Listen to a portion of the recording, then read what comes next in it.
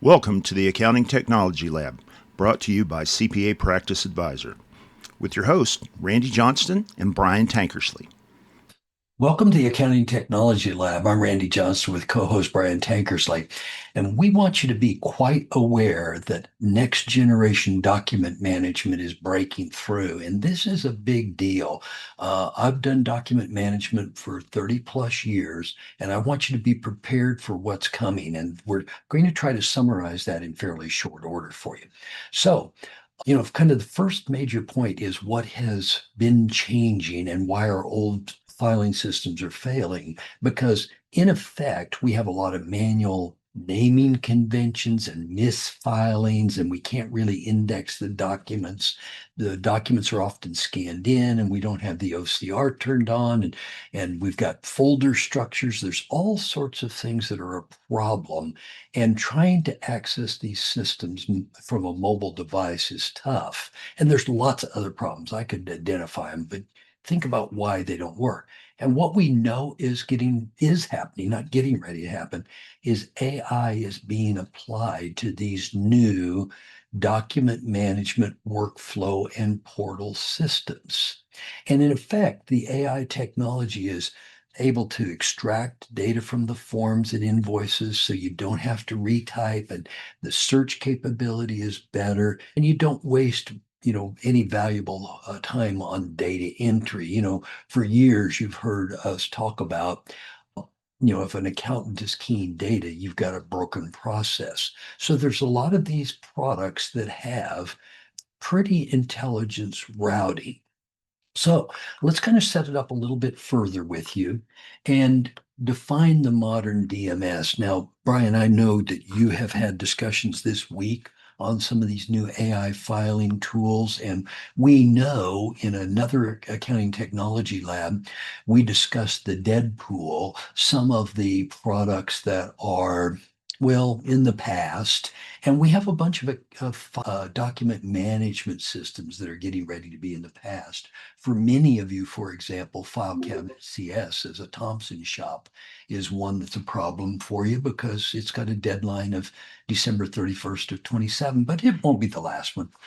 And I will say fundamentally, when we start looking at integrating workflow and document management and document intake and document output slash portal, that's not a place where you can bolt in enough AI to make it work. It's almost like you have to do a re-architecting because it's very much, in my mind, it's not like turning a car into a hybrid. It's much more like comparing an electric car versus a gas car versus, say, a motorcycle. They're different technologies, and you can't really put enough AI in the legacy platforms to make them do what they need to do.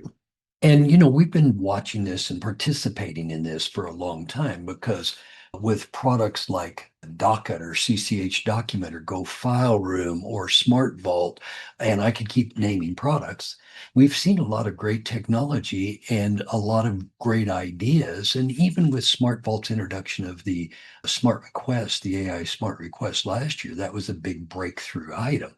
And when you look at these leading vendors, iManage would be another one, NetDocuments another one. There's lots of players out there. Now we know Microsoft always wanted to be in the document management game with SharePoint from its inception back in 2000, but there was never enough naming, control, things that we have to have in the profession to ever make that work real well. And in this new world where Microsoft has introduced new AI capabilities and there is a synchronization from Teams to SharePoint to OneDrive, it changes things. Plus, we've got the workflow automation. So, Brian, you probably are the one that got me started on a lot of the automation and workflow in Microsoft 365, and you've taught that a lot.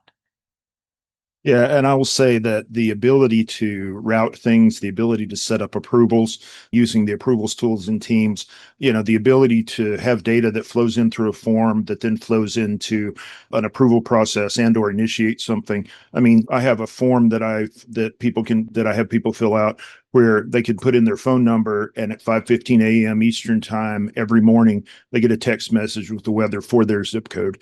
So this is something, and I did that all without writing code. And that's the thing that's different here. Okay. If you can dream it, you can build it today. And so it really makes it possible now, the automation that was out of reach because you didn't have the budget to have, people from Accenture working in your office for 6 months to build out your SAP enterprise architecture, to where now you can let the AI build it, and or you can use wizards to build it. And is it as good as what you would get out of those development teams? No, but the question really should be, is it good enough?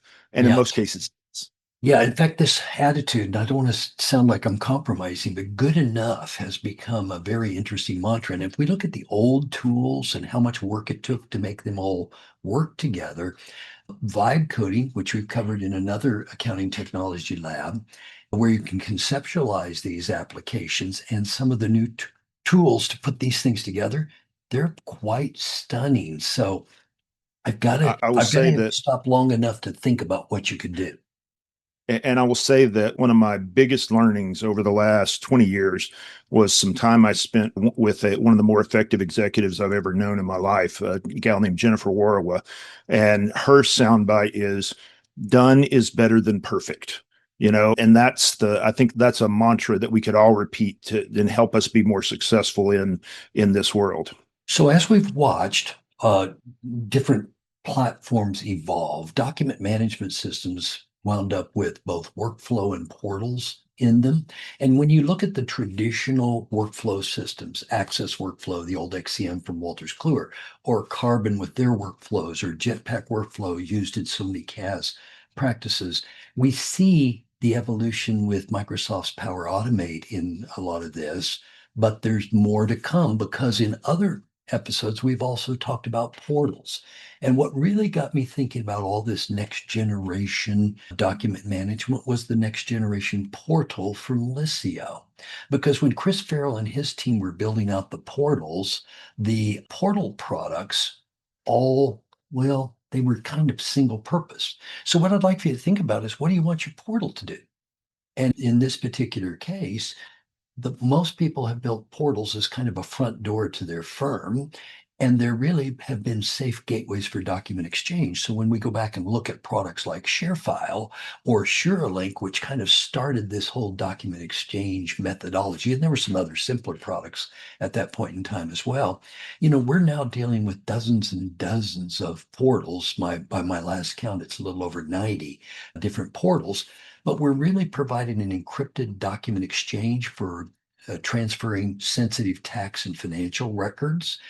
And we have audit trails of when things have been picked up and so forth. So these products that are traditional, like ShareFile and ShareLink, are meeting new products like Liscio or Truss or Cave.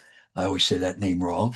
But, bottom line is, we also see this in practice management tools too. So whether it's Iris Firm Management or the Practice ERP platform, or here I'll go ahead and extend back over to Carbon, or the way that the big vendors have done it with the CCH Access Client Collaboration Portal, or the Net Client Portal from Thomson Reuters. There are lots and lots of vendors trying to put it in the practice management system, including a lot of the new generation portal products like Account or Firm 360 or TaxDome or Financial. I mean, I can keep naming them, but the goal is really, I think what you want is what counts, what works for your firm and your clients. And this vision of an all-in-one unified platform for practice management, document management, workflow, portal, and so forth, I think is becoming nearly achievable in next generation document management systems. So, what's all this built on? Well, a whole lot of it is being built on Microsoft Teams and SharePoint. And we've taught firms how to build Teams and SharePoint sites manually to file a lot of the documents. But what we've begun to realize is now you can do it automatically with the new generation AI tools. The AI tool will extract the content of the document, it will name the document, it will file the document. So you wind up with channel folders that kind of keep all this documented, but think about it, the magic if client Brian sends me a picture of a 1099 and just what you want is a bloody JPEG in a text message, but a lot of us get it that way. And all of a sudden it winds up being converted to a PDF and it looks at it and says, oh yeah, Tankersley, Brian, 2025, 1099, and so forth. And think about how much time that could save you and your team. And that's where this puck is headed. Yeah. What if the file knew how to name itself? Wouldn't that be cool? Yeah. And by the way, I think we're awful close on that. So not only do we have Teams in play as a communication, but SharePoint can now effectively become a document management alternative.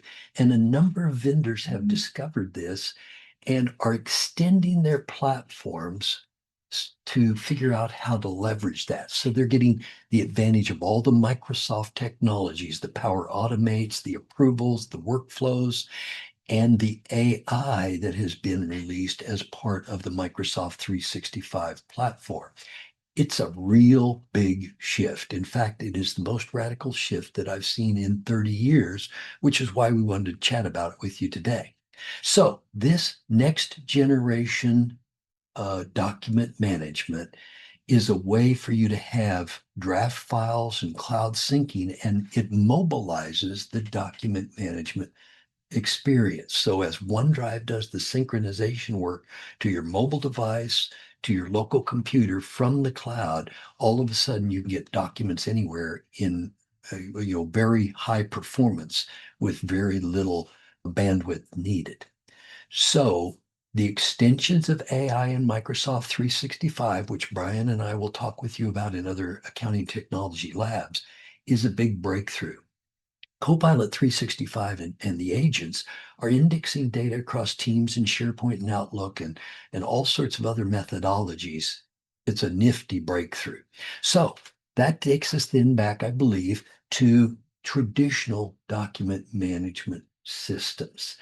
And, if you think about it, we've had a lot of problems cleaning up our file names and we're going to have a migration that has to be done. And many of you have done what I consider dysfunctional things. Sorry, not trying to insult you, but you've named files final or draft. And, what's that mean realistically? Because they're vague words and they just confuse everybody. And, oh, this is final one, and here's final two, and here's final three. And here's one that says use this one. Yeah, exactly. So, what I'd like for you to consider now then is what AI can help us do. Because if you could search everything, not just the titles, and all these scanned images could be converted automatically, can you see where if you're working on a work paper and you can search for anything, you might be able to find 1099 and Brian in the same document, no matter where it lives in your system or in your work papers. So that's the vision. I'm pretty sure that is coming to fruition, and it will be back-ended with e-signatures and fast approvals with your clients, whether it's done with the traditional tools like DocuSign and AdobeSign or new generations like Verdocs. And, I know I'm watching these e-signature vendors like Progress Software with Right Signature doing that same type of work. So who's got the goods might be a question. And here, traditionally, we've had the big players, CCH with Access Document and Thomson Reuters with Go File Room. And of course, the motivation of this session was the ending or end of life of File Cabinet CS and of Iris's iChannel. Both of those end of lives got our attention because other good products like Iris's Docket or Smart Vault or Lucian File Center or Virtual Cabinet or iManage, Intap's Deal Cloud or Net Documents or Rever, the old file cabinet product, or Kiva. All those are good products, but now we've got something that's a little bit different. There are platforms that are leveraging SharePoint, Teams, OneDrive. And it is my understanding that many of the vendors are looking at how to incorporate this technology. So CCH Inside Access Document or Thomson Reuters Inside Go File Room. Picture what would happen if those legacy systems could leverage Teams and SharePoint and you could co-edit. We know that Carbon has built their document management system in this style. Cavay has absolutely built their system this way. Listio is building their system this way. Truss is building their system this way. See, all of these newer platforms that have caught the vision say, you know what? Not only can we lay all this over the top of Microsoft 365, we can lay it over the top of Google Workspace too. And so once they build this out, yes, it's a different feature set in the Microsoft world than the Google world, but can you get the vision with me that we've got a new way of storing documents?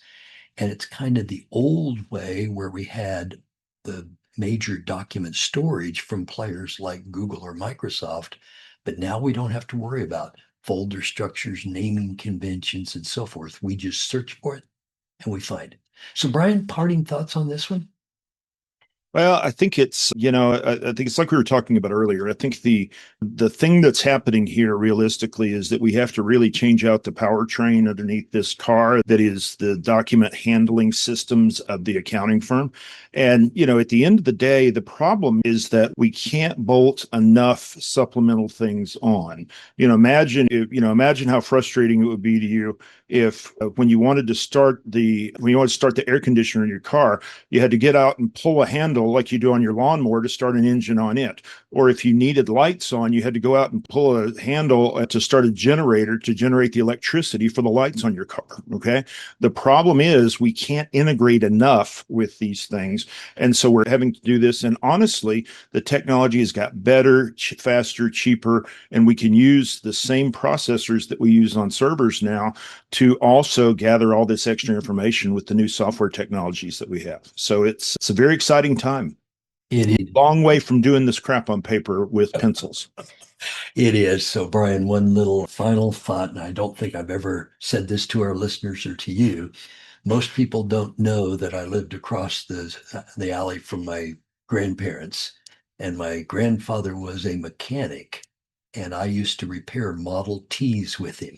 So when you were talking about getting out and crank, I've actually cranked a Model T to start it. And of course, his warning was, you got to watch it because that crank can kick back and break your arm. It's like, oh, okay, I get it. That's a bad day. That's a bad day. But see, many of us are still cranking Model Ts. That's what a lot of our document management systems are. We're making it work. And it was transportation. But we're trying to get you into this modern, well, what do you want there, Brian? A electric motorcycle to go fast? I don't know, but you get the idea. It's interesting times. It's a very exciting time in the profession.